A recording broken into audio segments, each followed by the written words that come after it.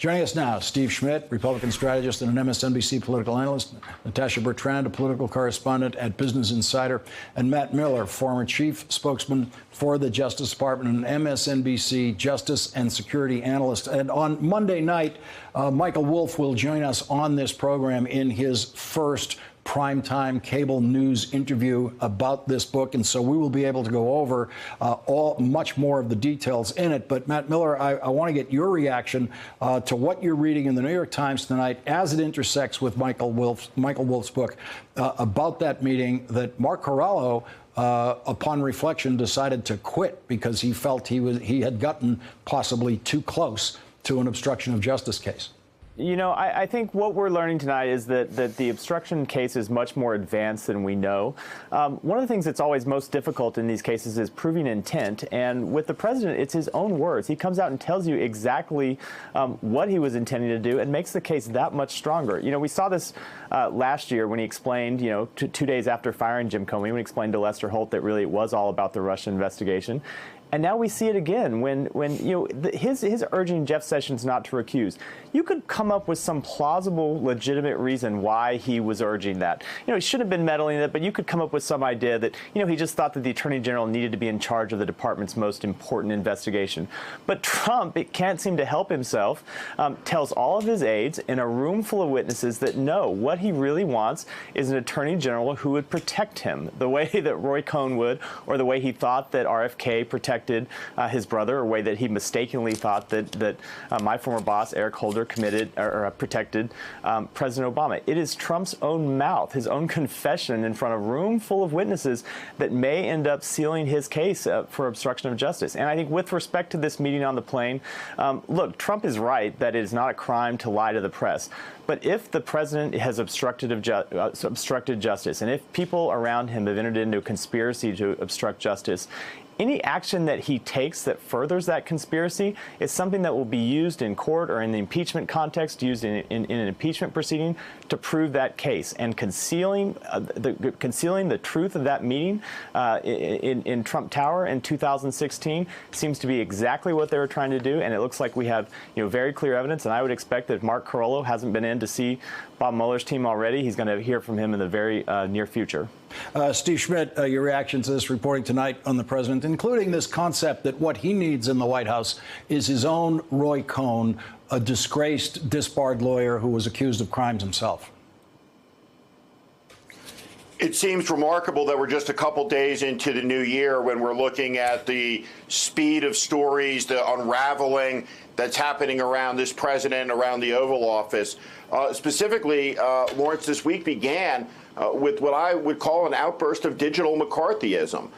The insinuation that the Department of Justice, the intelligence communities work together in a conspiracy against the American people. This is exactly the type of allegations and insinuations that McCarthy made. And of course, it's also autocratic in intent, because at the heart of every autocracy is this notion of conspiracy, the insidious fifth column working against the people, who can only be protected by their leader, who needs extrajudicial powers, and it's okay to violate democratic norms to put down the conspiracy. It's frightening, frankly. Again, we see that with the actions on the airplane. Of course, whether it was a crime or not, the special counsel will determine, but we know that the president of the United States was engaged in premeditatedly lying to the American people. And in every instance, as has always been the case, since they made the first representations denying that there was any involvement with Russians, in every instance, the administration has been found to be lying on all of these issues. And of course, we see in this book the chaos, the incompetence, the recklessness, the unpreparedness for duties and responsibilities around the most powerful person in the world of this entire menagerie around him. And truly, when you look at their comportment in this majestic place in the West Wing of the White House, they couldn't be more vile than if they were monkeys hurling their excrement at each other in a cage. The New York Times reporting tonight comes after an article Michael Wolff published in The Hollywood Reporter today explaining how he got access to the Trump White House and adding some more detail about what he picked up there. And yet it is one thing he wrote this morning, I think makes a lot more sense as you read the New York Times article tonight when you see the president's reaction in the New York Times article to his attacks on Jeff Sessions and so forth. What Michael Wolff wrote this morning was, no, this is about people in the White House. No one expected him to survive Mueller.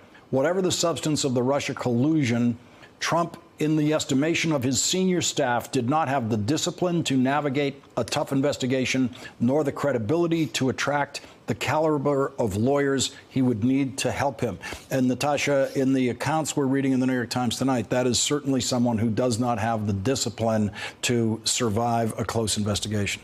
Another thing that Wolff wrote is that Trump had recently been urging Fox News to levy a tax on Mueller, to essentially serve as his surrogate and attack Mueller where he could not. But look, I think that this is all really indicative of why James Comey never came out and said, you are not under investigation. Because by that point, by the time that he actually had spoken to Trump and by the time that he testified before Congress, Trump had already asked him to drop the investigation into Michael Flynn. Trump had already asked him for his loyalty. So these were all things that James Comey was considering potentially, most likely, when he was debating whether or not to publicly exonerate Trump, because he probably knew that sometime in the near future he might come under investigation for obstruction of justice, because these are things that he had been requesting for months at the time. Yeah, and Matt, if, and we'll never know the exact sequence of this, if the president was not under investigation before he asked James Comey to drop the Flynn investigation, the very act of asking the FBI director to drop the Flynn investigation apparently put the president under investigation as of that moment. The FBI director immediately rushed off to write notes that he needed to record of that actual conversation. Yeah, Jim Comey testified that he took those notes because he thought that at some point his integrity would be questioned. People would wonder what happened in those meetings, and he would need to have a contemporaneous account of that. I believe him, but I have always thought that he was also, after hearing these inappropriate requests from the president, starting to build a case, starting to build an obstruction case with the president that very moment. And that, one of the questions people asked of Jim Comey is, well, why didn't you do something more? Why didn't you tell the president to stop? Why didn't you, why didn't you go to your boss, which he did eventually do?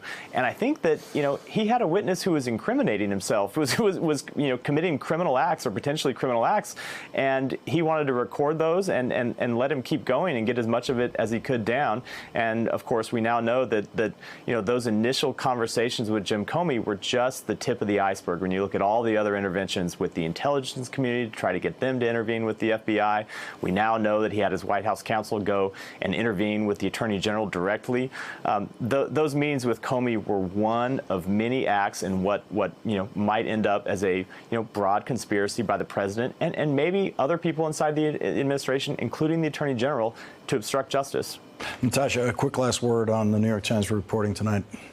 I just think that it means that Mueller still has a lot of work to do. The obstruction case is obviously building, and Trump does not seem to be taking it seriously enough. As Wolff wrote in his piece for The Hollywood Reporter this morning, Trump doesn't seem to have the discipline or the awareness to realize how dangerous this is for his presidency. He's so hyper-focused on the collusion question that he doesn't seem to understand that the obstruction question is arguably more dangerous. Yeah, it looks like the dangerous one. Natasha Bertrand and Matt Miller, thank you for joining us tonight.